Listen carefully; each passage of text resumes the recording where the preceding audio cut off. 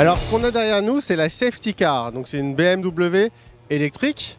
Et évidemment, qui dit course automobile dit voiture de sécurité. On est dans l'électrique, donc la voiture de sécurité aussi une électrique, c'est une BMW i8. Elle est conduite par Bruno Correa et il nous explique un peu les différences avec une version essence. C'est une voiture très sportive, c'est un hybride.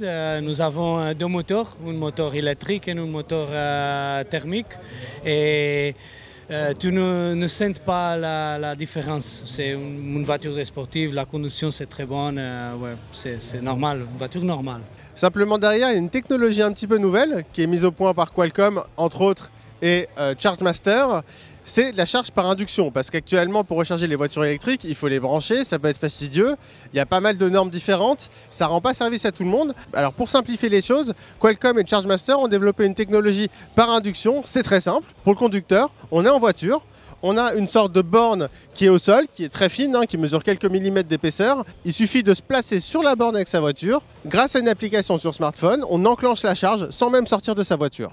Maintenant, avec le système wireless de Qualcomm, nous avons 1 heure et 20 minutes pour charger la batterie. Nous pouvons faire 30 km. C'est de conduire très vite avec beaucoup d'accélération et l'autonomie comme une voiture à thermique.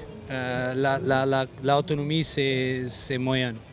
Et pour la version un petit peu plus citadine, on a la BMW i3 qui joue ici le rôle de medical car. Mais ce championnat de Formule 1 à Paris, c'est aussi un moyen de nous dire que la voiture électrique, c'est déjà très performant et ça a pas mal de répondants. Par exemple, on a eu le droit de faire un tour en Renault Zoé.